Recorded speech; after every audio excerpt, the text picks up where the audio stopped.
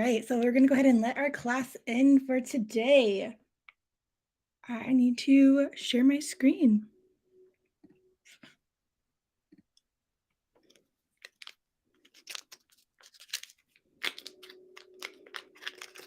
Good morning. How's everybody doing?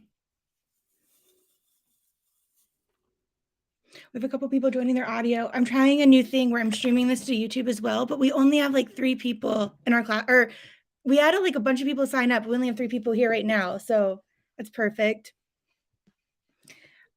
Oh, we have some people connecting to their audio. Just go ahead and share the screen. Perfect.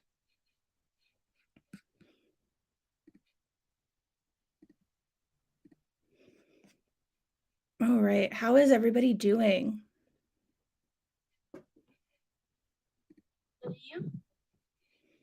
Good. Oh, who is it? I need to move this over so I can see everybody. Aaliyah, are you here? Yes, it was me. Perfect. Who else is here? I need to see where I'm sharing, but I want to see people. So let's see. How can I do? Oh, here we go. Perfect. Let's bring this down, make this smaller so then I can see people. Awesome. All right. Feel free to turn your cameras on if you guys would like, but you don't have to. If you would not like to. All right. Is everybody able to see my screen? So go ahead and in the chat, go ahead and say what how long you've been studying for the LSAT and how long you've been studying for the LSAT and what is your goal score? So we'll give people a couple seconds to do that.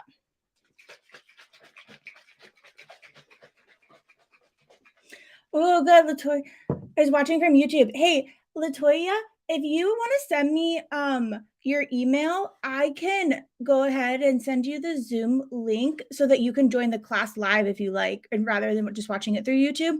But just let me know, because she's like, good morning. But then for everybody else that's on it, I don't think anybody has put anything into the chat yet.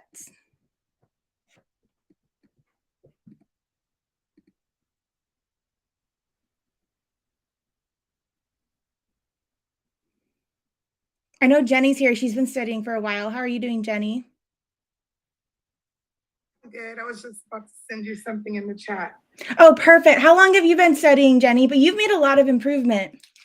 Yeah, I've been studying close to 2 years, I think. And where are you currently? Where did you start at, and where are you at now?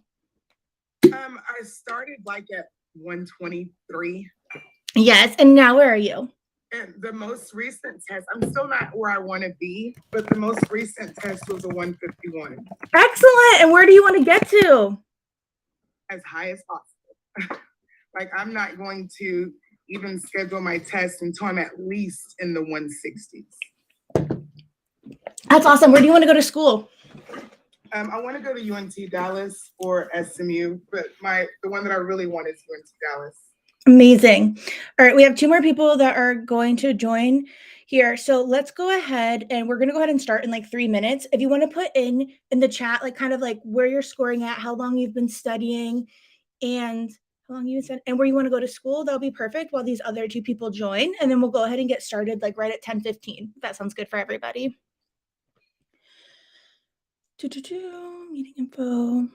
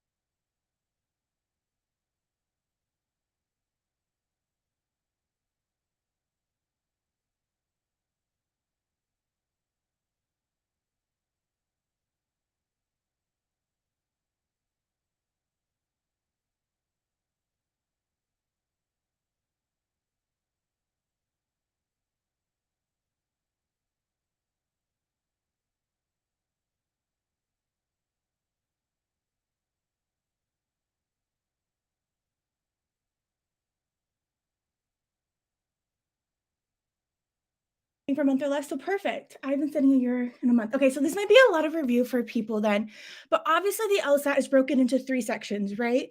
We have the LR section, we have the logic game section, and we have the reading comp section. What are people's favorite sections? You can just like go ahead and unmute yourself and throw them out if you have a favorite section. Games. I feel like people start out and like they're the worst at games, but it's the fastest that people improve on. It's like I think logic games is the most learnable in a weird way because it's like more of a strategy. Games was my favorite too when I was actually studying. But now my favorite is logical reasoning. So is anybody's favorite logical reasoning? People are like, RC is the devil. Yes, RC is the devil, I think, as well.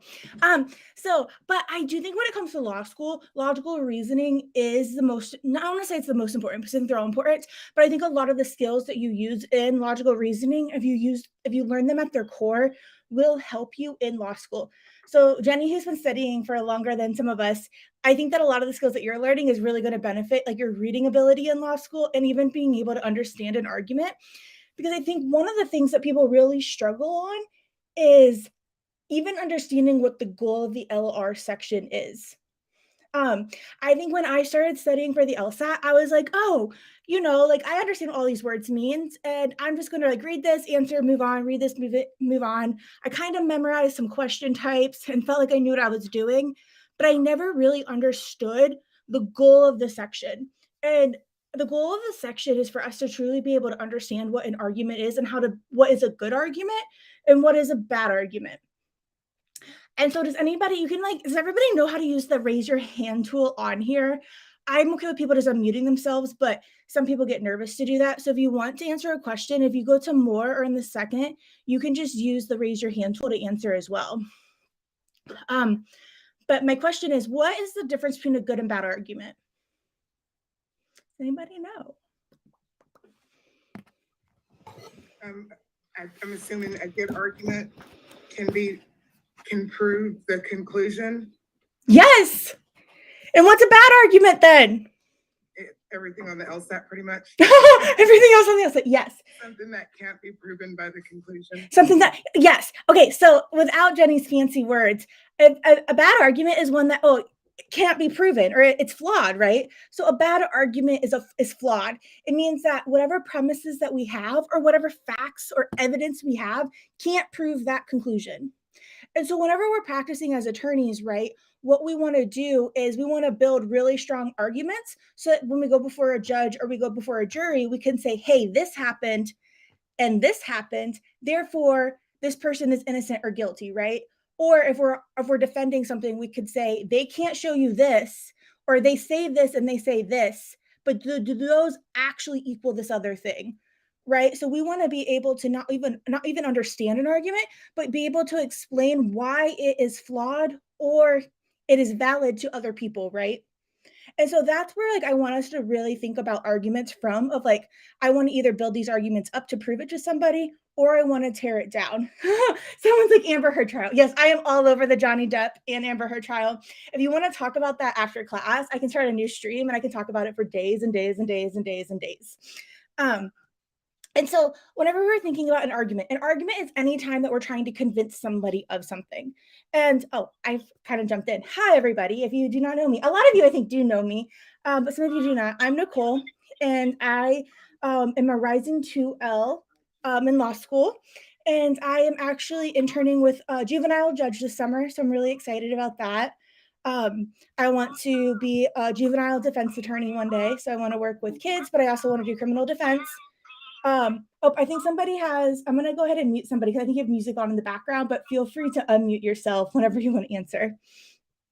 But I've been teaching the LSAT for a little over 2 years. I'm really passionate about the LSAT, but I'm kind of getting back into it for the summer because law school is pretty hard to like tutor full time and go to law school. So then I guess I like totally dove right in and I should have slowed down a little bit. So I apologize. But this is one of my favorite memes that I made because it's like explaining what the LSAT is like. I feel like whenever you're studying for the LSAT and you try to convince other people of what you're actually doing, this is what it feels like sometimes. It's like you feel like you're learning and it's like this and it's like this, but they just can't follow it, right? And then you feel like it's just blowing up. And it's like I feel like I'm under control. I have it under control, but I really don't. So then what we talked about earlier was what is an argument and why an argument is important. But beyond that, we have to understand that every LR stimulus is either an argument or it's a statement. And does anybody know the difference between an argument and a statement? It's okay if you don't. Jenny knows, but does anybody else? I bet. Oh, I can't remember how to pronounce your name. Is it Michelange? Oh, I bet that H is silent. Ugh. Michelange. Okay, Michelange. I'm sorry. I was like, Michelange. Do you know the difference between the two? The argument comes with a premise and conclusion, if I remember correctly. And then the statement just be like, when, like some of them would just like, just go talk about it and then would have like a line at the end and you would have to guess like what the rest was. Yeah. Okay. So you're like spot on argument. Argument is we have different premises and we have a conclusion, where a statement are just like a set of facts. And so 90% of the stimuluses, so like on the LR section, we have our stimuluses, right? The paragraph that we read, 90% of these are arguments. Or I'll say 85 to 90% are arguments, but 10 to 15% are just statements. And that means that there's no conclusion. That'll make more sense when we get into it in a little bit, but I do want to start with just the starting point of each stimulus is either an argument or a statement. And how do we determine between the two? Well, because an argument has a conclusion. So every time we read one of those stimuluses, we want to ask ourselves, is this an argument? And we determine that by like, is there a conclusion?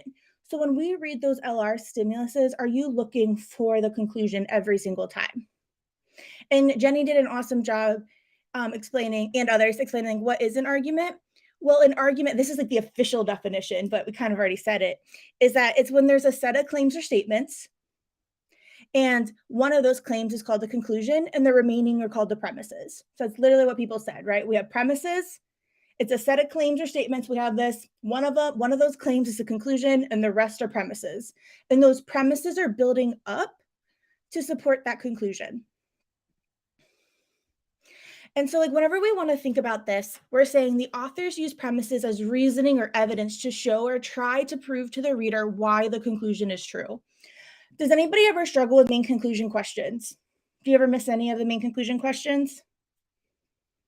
I used to miss them because I was taught this probably isn't accurate, but I think I used to think that the main conclusion was kind of like a summary of what was going on, or like maybe the most interesting fact, or what I thought was the main topic, where really the conclusion is what the author is trying to prove to you. And so it might be very simple, and it might get lost in all these other details.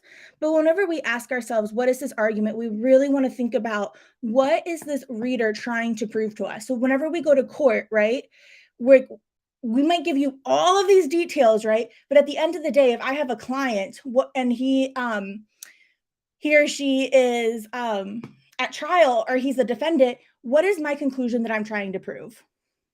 That he's what or what?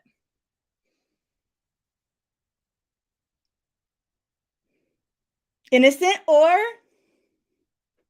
guilty, right? Innocent or guilty. So I might give you all this additional evidence and all this additional reasoning, right? But at the end of the day, the conclusion is just like, he is innocent or he is guilty, right? And that sounds so simple. And that's what we're looking for within these arguments of like, what are they even trying to prove to you? So really go into it with that mindset. And so here's an example, right? All law students take the LSAT. Nicole is a law student, so Nicole took the LSAT. If I ask myself, what is this author trying to prove to you? They're just trying to prove that Nicole took the LSAT, right? The other two are just facts or premises. And this is where some people get a little bit confused on the LSAT. And so we're going to take a step back here. Is all premises on the LSAT we assume are true. Does anybody know what that means, that we assume all premises are true?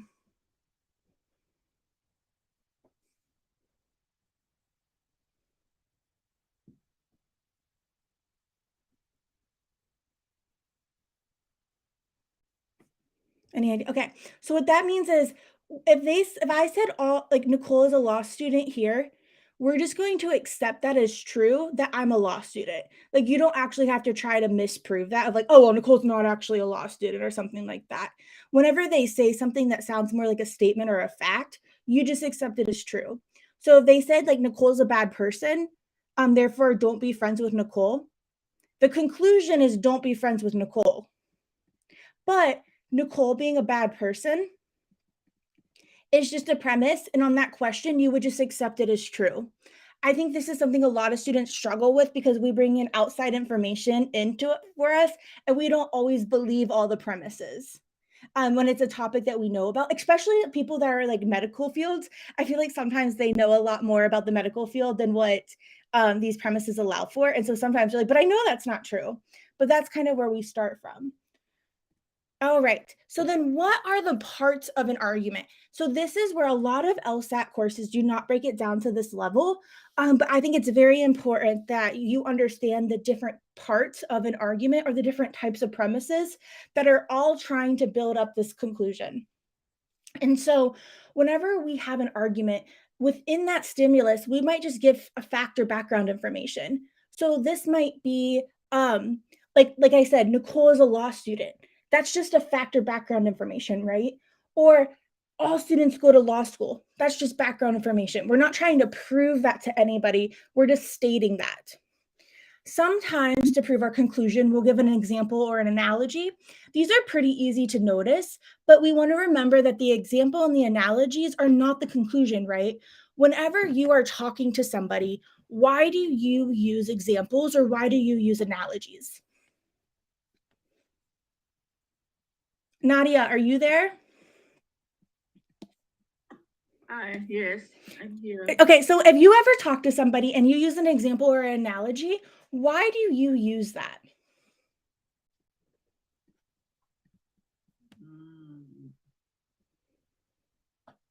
Any ideas? No. No? Okay, that's okay. Oh, I'm gonna mispronounce your name. Is it Alaya? Aaliyah. Aaliyah, I'm so sorry. Aaliyah, do you know why do you think you would use an analogy or an example? So that they can relate to what I'm saying or get a better understanding. Yes, you use it to help explain things to people, right? Or to help show like why you're right. So I might use an analogy in a way where I'm using the analogy to try to prove to you my other conclusion, right? I'm trying to say, hey, these are kind of similar. So therefore, this is also true. So we don't want to be tricked by when we are given examples or analogies to thinking they're the conclusion, because no, that's another situation that I'm just trying to say is similar to this situation. And then we also have opinions of others. This is one where a lot of people, when they are reading an LR stimulus, they get a little bit confused when they see they sometimes pick up the opinion of others and think it's the conclusion. But we'll show an example of this.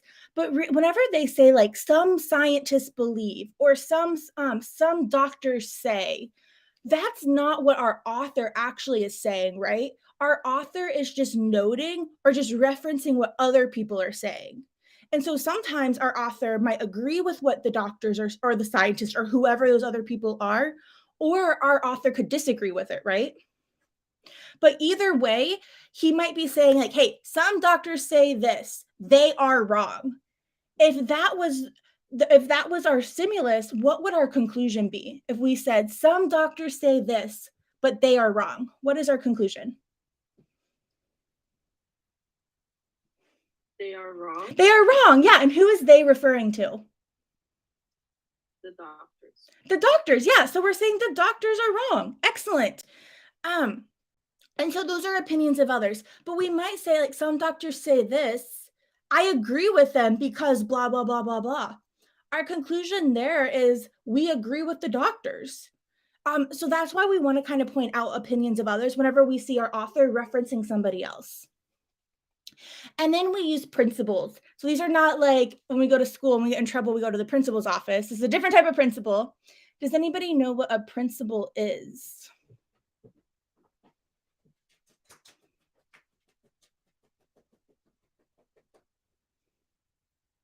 Or can anybody give me an example of one?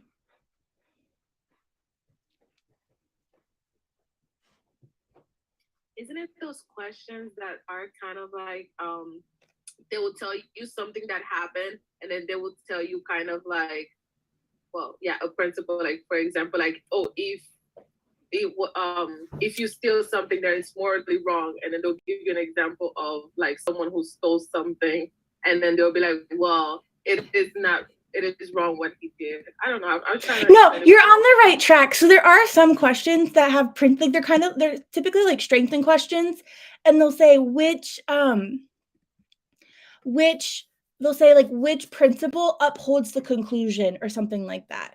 Which really what they're asking is which premise upholds the conclusion, but a principle is a type of premise, which I mean all of these are types of premises, but a principle is kind of like a rule of life.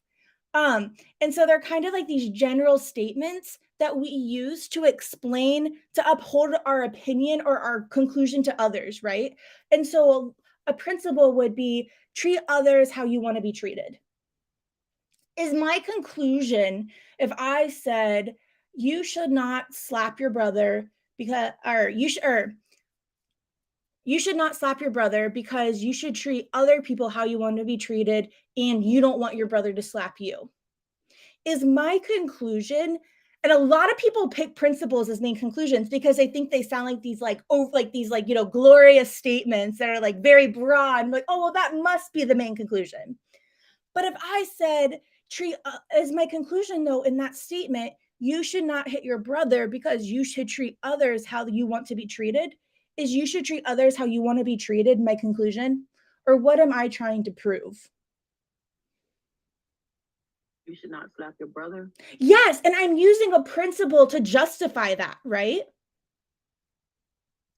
Can we kind of see that? I know this sounds like the most basic information, and I apologize for going slow, but I promise that if you can get this stuff down when you get to those harder arguments, you're going to be able to see the conclusion more clearly and how we use premises to build to that conclusion. And so think about a different principle. Can anybody think of a different principle and how you might use that principle to justify a conclusion?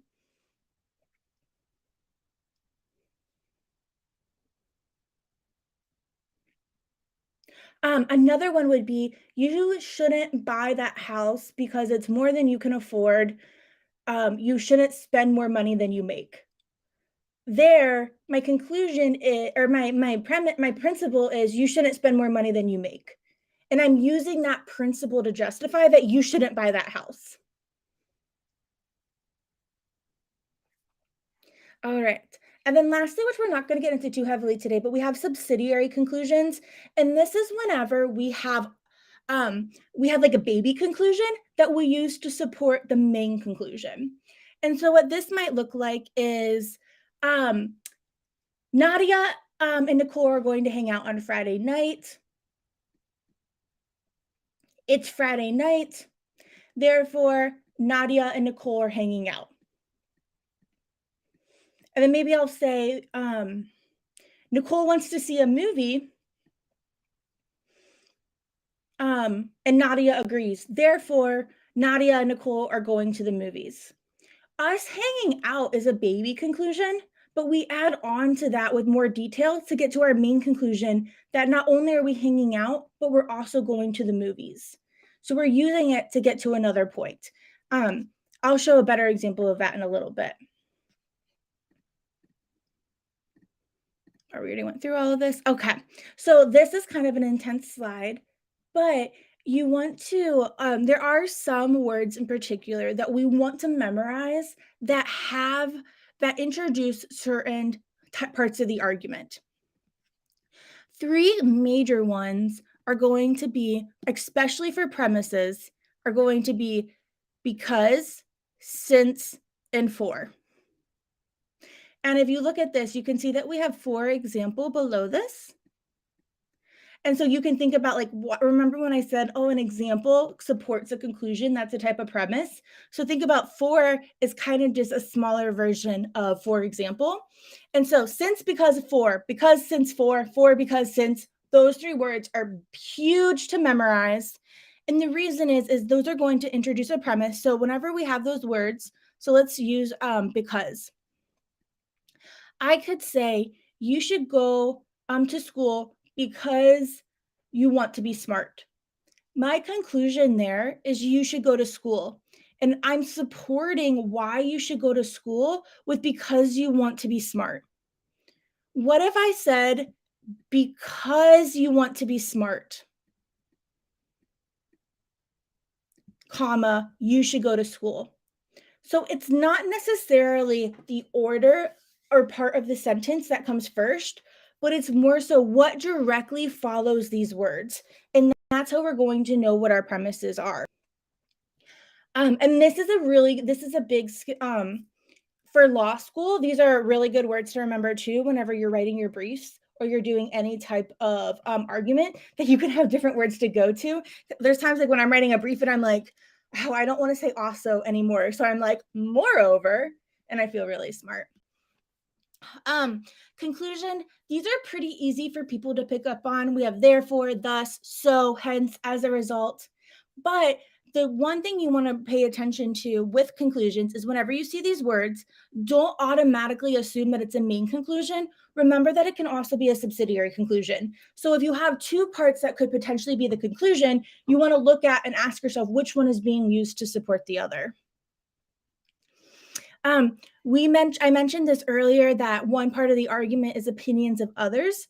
This is just ways that a stimulus might show what somebody else thinks or what someone else says. A recent study found, one theory holds, the criminal claimed that. These are all other people and not our author. Even we could say it usually is assumed that. Even though there's not like a specific like other person, I use opinions of others as just this mindset of like somebody other or someone other claiming something that's not our author. And then lastly, we have concessions, which this was not on the previous slide, but does anybody know what a concession is?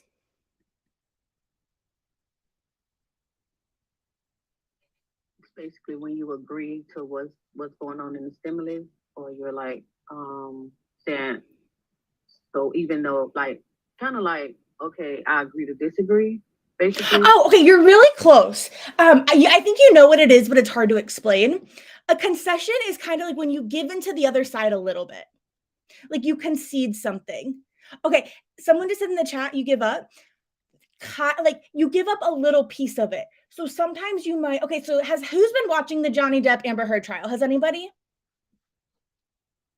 Am I the only one crazy enough? Me. Okay, whoever's been watching this, can you think of anything that Johnny Depp has conceded to?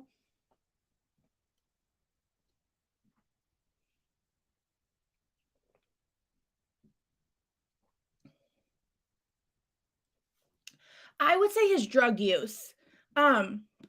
Johnny Depp has been very honest about his drug and alcohol abuse, and he's kind of conceded to that, right? He's conceded that he's not this perfect person. However, even though I'm not this perfect person, that doesn't make me an abuser. So that's like a real world example of how sometimes people concede to something. They're like, I'm going to concede to this much. However, you need to look at the whole picture. And that's been a fault of Amber Heard, right? Oh, trashing the apartment. Excellent. Yes. Him trashing the apartment. He's like, or him slamming the cabinets. He's like, yeah, I was really mad and I might take it out on cabinets, but that doesn't mean I ever abused her. Where a lot of people have criticized Amber Heard because she hasn't conceded to anything, right? Even on they're saying that she's like completely gaslighting people because it's like, okay, we hear this evidence, we're reading these texts with our own eyes, and she's saying like, no, that's not what it means. And it feels really awkward to you, right? Where we're like, wait, I literally see it. I literally can hear this evidence. And so sometimes we have to concede, right? And so I think someone put it, you may admit that there may be some truth to the other side, but still disagree. Oh, Jenny's explanation is perfect. You may agree that there is some truth to the other side, but you still disagree. And so maybe this is, Maybe like if it's like a local mayor campaign, you can say, I think he's a really good person, but I think this other person is even better. Where they were saying like, hey, that person might make a good mayor, but I actually think person B would be even better. But I'm conceding to the fact that person A is still good. They try to use concessions to trick you on the LSAT a little bit. But a big one here, I would say, is despite. Whenever we see the word despite, we want to think, thank you, Jenny. That's what I was getting at. It's a hard one to explain because you're a and so despite, so this is like saying like despite oh, here's a good one. Despite me being older, I'm going to go to law school. I'm conceding to the fact that it's harder to go to law school the older you get just because you are I think it's hard to stop your life and go back to school. So despite me being older, or maybe despite me having to study for the LSAT longer, I'm still going to um I don't even know. I'm going to still charge on. That sounds really cheesy and I don't mean it to sound cheesy, but there. So do we have any questions about any of these parts of the argument, and like give me a 1 to 5 of how well you feel like this was explained, 5 being the best, 1 being the least, that you feel like this was explained well and you feel like you understand it. Put it in the chat, 1 to 5. Awesome. And it's okay if you don't give me a 5. And you can even say which parts you don't. Do you feel like you have a good and do you feel like this is going to be helpful? So go ahead and just say yes or no if you feel like no. Like I want you, and it's okay if you say no at this point, but I want to then come back with people that feel like it's still no, so I can show you why it's important. Because sometimes it's hard to I think that sometimes when you study for the LSAT, you get taught this information like real quickly at the beginning of the book, but then you start getting into how hard the LSAT is, and you don't realize how important this part is, if that makes sense.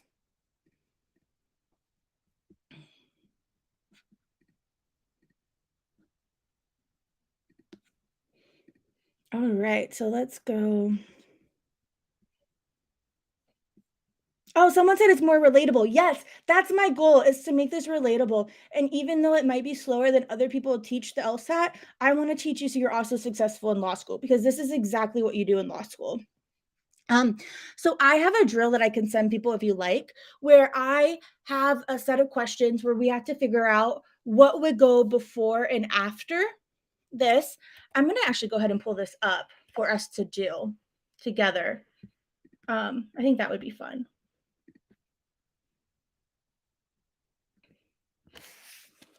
Dun, dun, dun. I've never done this live before, so.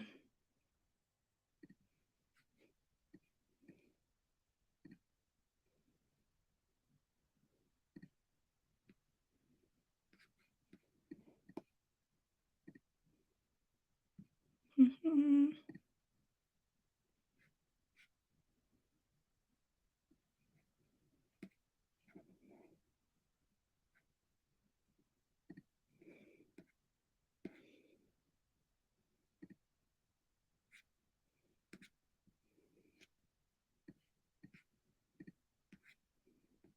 Okay, cool. I'm going to stop this share. Okay, so launch Zoom meeting.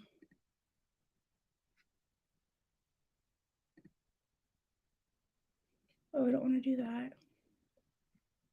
All right, I'm going to put a link in the chat for people to click on. And I think I can do this live, which will be kind of fun, I think. And if it fails, I apologize and we'll try again.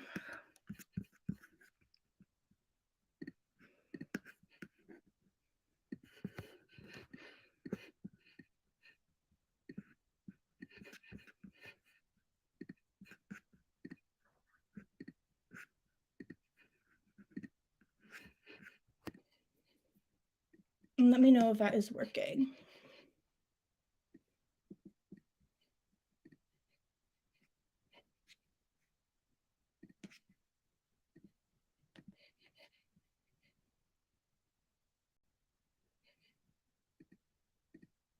Oh, I have 2 people here, so that's cool.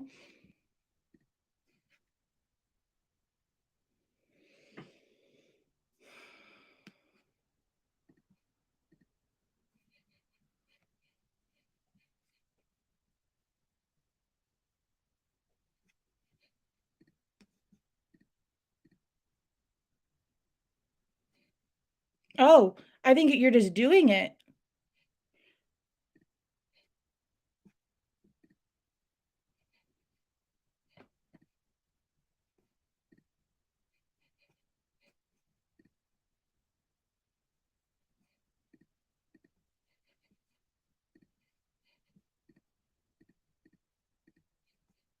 Hmm.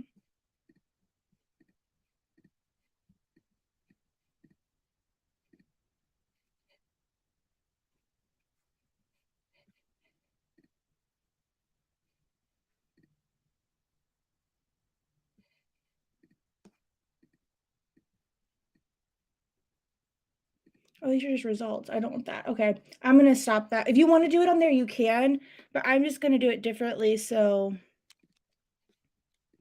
everybody can see it. I thought that would have been fun, but I think everyone is doing it individually. So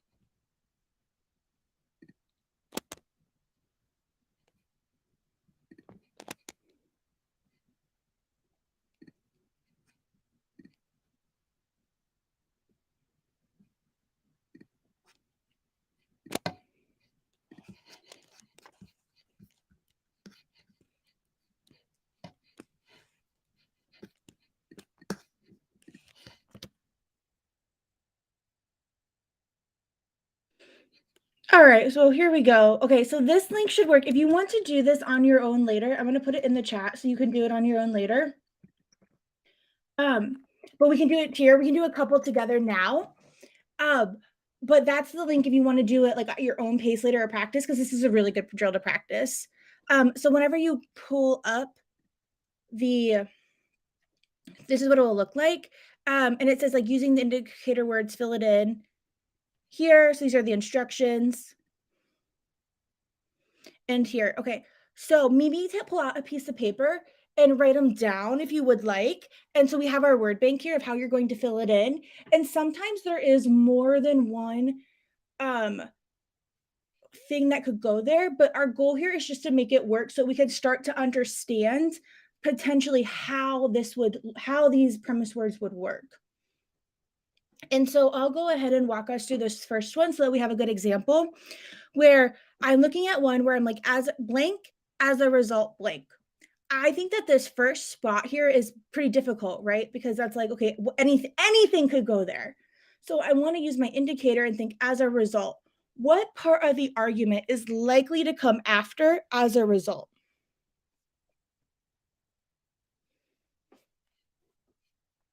Conclusion, excellent. So then if I look down at the bottom here, I have premises and conclusion, and it's not going to be conclusion as a result conclusion, right? It's going to be a premise. So maybe it's like, Nicole took the LSAT. As a result, she can go to law school. All right. And then here, number 2, I'm like blank because blank. And so what kind of indicator word is that? Premise, yes. So I know a premise is going to go here. And so then blank because premise. So maybe it is saying Nicole went to law school because she took the LSAT. So I know a conclusion is going to come first. And then third, well, it's easy when you get to the last one because there's only 2 left, but premise and premise. There probably could be a different type of argument that would go in here, but this is just saying like, hey, because Nicole took the LSAT and she has an undergrad degree, and then maybe it would continue on and say something else.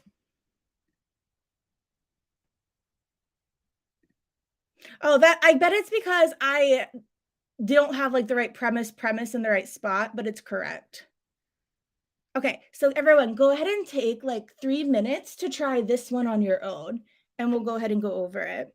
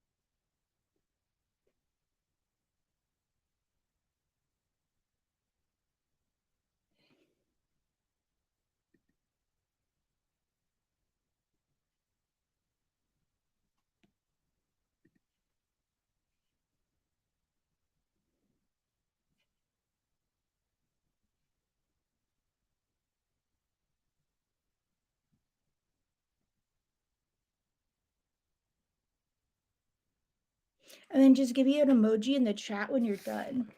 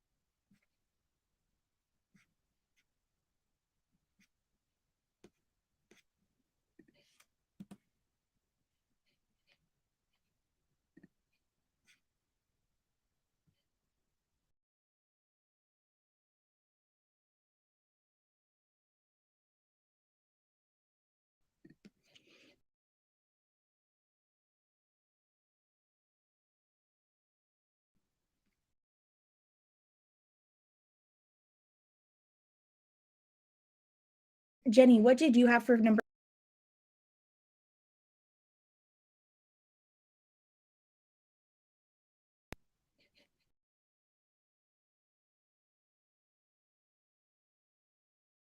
Stable. Let me stop my share.